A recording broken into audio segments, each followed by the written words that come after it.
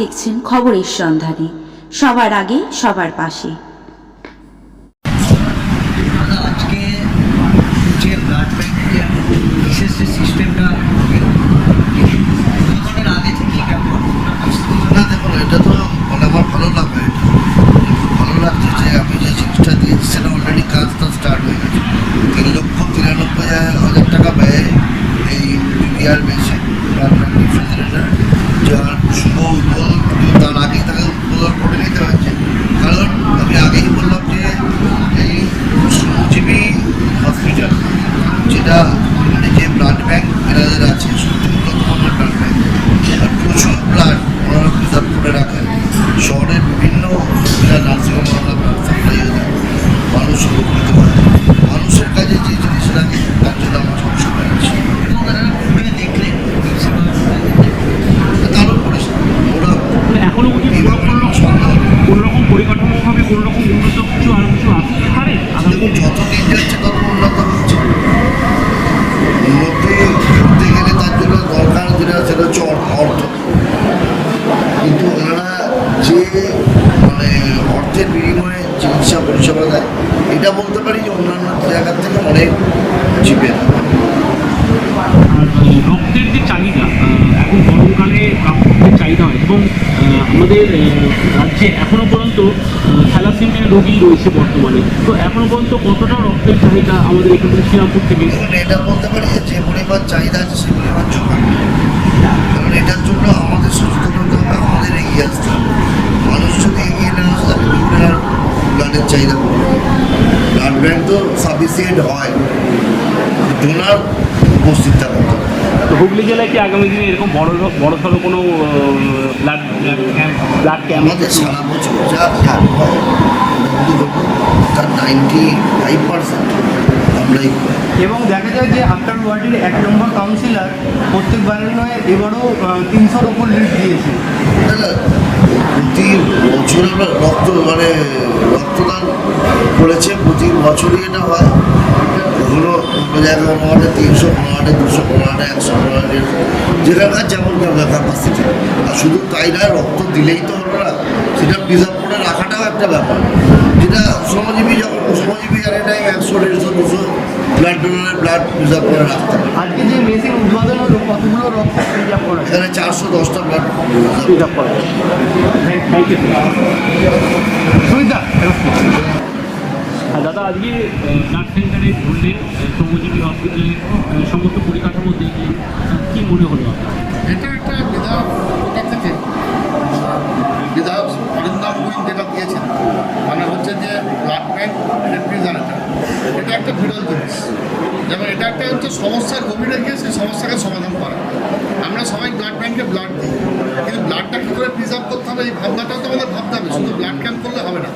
এই যে ভাবনাটা অরিন্দম গুইন ভেবেছে, এটা কিন্তু খুব একটা বলতে পারেন যে খুব দামি ভাবনা আমাদের ভাবনা, যে এটাকে ভাবতে হবে যে ব্লাডটাকে আমি কীভাবে প্রিজার্ভ করব। এবং এর জন্যই তিনি ব্লাড ব্যাংক রেফ্রিজারেটর দিয়েছেন। এবং আমি দেখলাম এই শ্রমজীবী হাসপাতালে যেভাবে এই ব্লাডকে বিভিন্নভাবে পরীক্ষা করা হয়, যে ব্লাডগুলো রিজেক্টেড হয় বিভিন্ন রোগে আক্রান্ত, সেগুলোকে যেভাবে ডিস্ট্রয় করা হয়, ব্লাডগুলোকে যেভাবে ক্যাটাগরি করি সেগুলো তাদের আইসোলেটেড করে বিভিন্ন কাজে লাগানো হয়। এটা মনে হয় গ্রাম বাংলাতে খুব কম হাসপাতালে এই জিনিসটা আছে। এটা নিশ্চিতভাবে বলা যায় যে শ্রীরামপুর শ্রমজীবী যেটা করেছে। এবং শোনা গেল যে মেডিকেল কলেজ, এত বড় কলেজ, সেখানেও এই মেশিনটা দেখলাম তো, মানে এবং আমাদের কোনোটা 80°, -80°, কোনোটা -40, -5। এবং এই যে আজকের যে মেশিনটাও দিলেন মাননীয় বিধায়ক, এটা অত্যন্ত খুব বড় কোম্পানির মেশিন। এবং এই মেশিনটা বলতে পারেন যে সিকিউরিটির দিক থেকে টপ। এই যে ব্লাড ব্যাংক রেফ্রিজারেটরটা মানে একদম এখানে ব্লাডটা সিকিউর। সেখানে বিভিন্ন রঙের, যেটা ওয়ার্ল্ড বেসিসে ব্লাডের বিভিন্ন প্যাকেটে বিভিন্ন রঙ আছে, সেইভাবে রঙ বা ব্লাডগুলো তাদের গ্রুপ অনুযায়ী ক্যাটেগরিক্যালি এখানে ভাগ করা আছে। এই মেশিনটা মেশিনটার নামটা যদি বলেন। তাহলে ওটা ব্লাড ব্যাংক রেফ্রিজারেটর, মানে ব্লাডকে প্রিজার্ভ করে তাকে আইসোলেটেড করে যেখানে ফ্রিজিং করা হচ্ছে, সেই ব্লাডটা যখন ওখান থেকে মানুষের প্রয়োজন সেই ব্লাডটা তখন তাকে ম্যাচিং করে দেওয়া হচ্ছে। যেটা আমরা মানে যারা মেডিকেল অফিসার ওখানে ছিলেন যেভাবে আমাদের বোঝালেন, তা আমরাও যেভাবে শুনেছি সেটা আজকে আরও ইলাবোরেটলি আমরা জিনিসটা রিয়ালাইজ করলাম, বললাম যে এটা খুব একটা নেওয়ার কাজ। দেখুন, মানুষ একটা হাসপাতালে টাকা দিচ্ছে, একটা টিউবওয়েল করে দিচ্ছে, একটা স্কুল বিল্ডিং করছে, রাস্তা করছে, অ্যাম্বুলেন্স দিচ্ছে, এটা তো আমরা দেখেছি। কিন্তু সমস্যা কোভিডে ঢুকে যে সমস্যাকে অনুধাবন করা, এবং এটা মনে হয় যে এটাই বিধায়ক ভেবেছেন তার চোখ দিয়ে, যে শুধু আমাদের ব্লাড দিলে হবে না, এত ব্লাড ক্যাম্প করলে হবে না, ব্লাডটা কীভাবে প্রিজার্ভ করা যায়, ব্লাডটা কীভাবে রাখা যায়, তার থেকে ভাবতে হবে।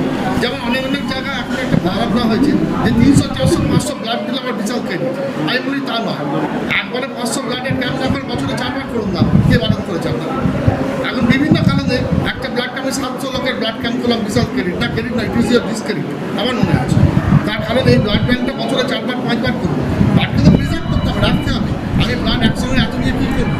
আর একটা যদি হয় যে আমরা যদি আইসোলেটেড করে একটা ক্লাবের লিস্ট টাঙাই যে আমার ক্লাবে এই ছেলেটা এবি, এই ছেলেটা পজিটিভ, এর 6 মাস আগে ব্লাড দিয়েছে, 8 মাস আগে ব্লাড দিয়েছে, 1 বছর আগে ব্লাড দিয়েছে, যে কোনো মানুষের প্রয়োজনে একে সঙ্গে সঙ্গে পাঠালে ইজ রেডি। আমি তো সহযোগিতা দেখলাম যে ওখানে 2খানা চেয়ার রেডি করা আছে, যে কোনো সময় এখানে ব্লাড দিতে পারে। তাহলে এটাও কিন্তু লাগবে, অনেক সময় ব্লাডের ক্রাইসিস হয়। সেই সময় আমি যদি দেখি যে আমার ক্লাবে 2জন 1 বছর আগে ব্লাড দিয়েছে, শুধু তাকে 500 লাইনে না দাঁড় করে তাকে রেখে দিই, সঙ্গে সঙ্গে তাকে পাঠালে সে শ্রমজীবিতে এলো, তার চেয়ার রাখা আছে, সেখানে শুধু সে ব্লাড দিল, একটা মানুষের প্রাণ বাঁচবে। ক্রাইসিসটা ভাবতে হবে, একটা কোনো ন্যাচারাল ক্যালামিটিস হতে পারে, সেই সময় প্রচুর ব্লাড লাগবে, একটা কোনো ইনসিডেন্ট ঘটতে পারে। সুতরাং এটা মনে ভাবা দরকার যে একসঙ্গে বেশি ব্লাড দেওয়াটা কোনো মানে দক্ষতার কাজ না। ব্লাডটা 50, 60, 70, 100 মধ্যে থাকুক, বছরে 4বার 5বার ব্লাড ব্যাঙ্ক, এটা মনে হয়। আচ্ছা, ভবিষ্যতে কি এই ধরনের হ্যাঁ, এটা চলছে। আমি যে কোনো ব্লাড ক্যাম্পে গিয়ে কথা বলছি, আর আবার যেখানে 500 ব্লাড ক্যাম্প হয় আমি সেটাকে খুব ডিসলাইক করি। I try to ignore them.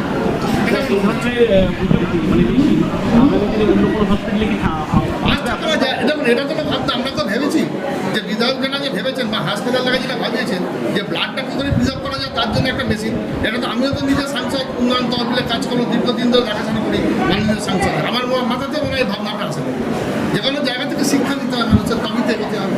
যদি অন্য কোনো হাসপাতাল আবার চায় ভবিষ্যতে ব্লাড ব্যাঙ্ক যাদের আছে, আমরাও ভেবে দেখবো যে এটাকেও স্প্রেড করা যায়। Thank you.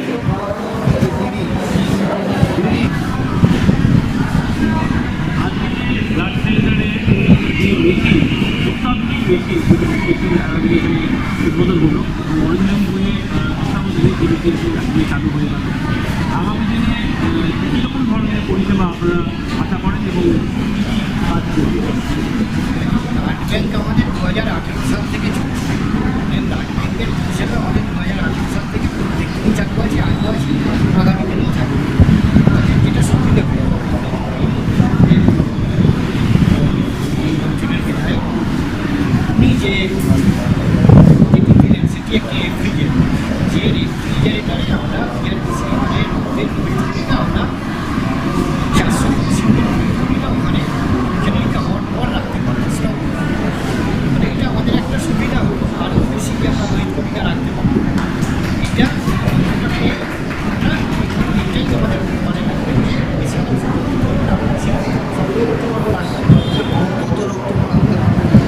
এই তথ্যটা আমরা 400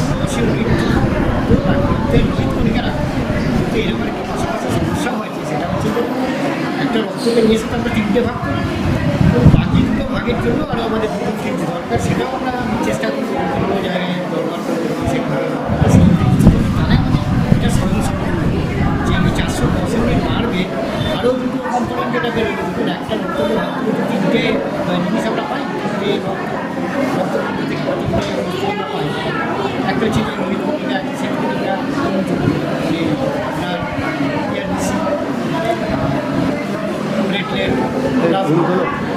এই 3টে রাখার জন্য 400 ইউনিট বেশি কানেকশান করতে, 3টে রাখার অবস্থায় আমাদের আমার চেষ্টা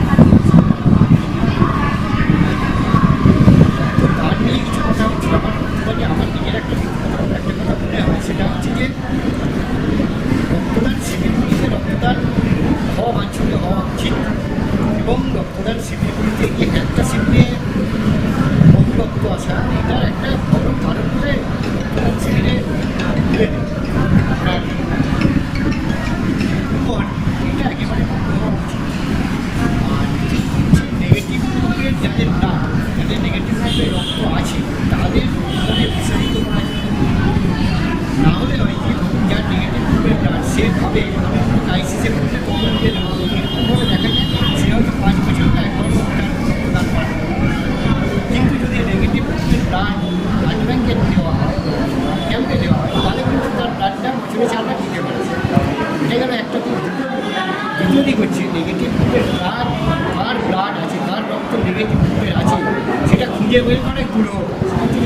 যেতে পারবো যে সেখানে সকলের পক্ষে পেয়ে যাওয়া সম্ভব হয় না। 3 নম্বর জায়গায় যেটা হচ্ছে নেগেটিভ গ্রুপের ব্লাডের ক্রাইসিসটা তাহলে আর হবে না যদি আমরা এটাই শিবিরে যাওয়ার ব্যবস্থা করি। আপনার নাম ও ডেজিগনেশন? গৌতম সরকার সরকারি হাসপাতালের সভাপতি।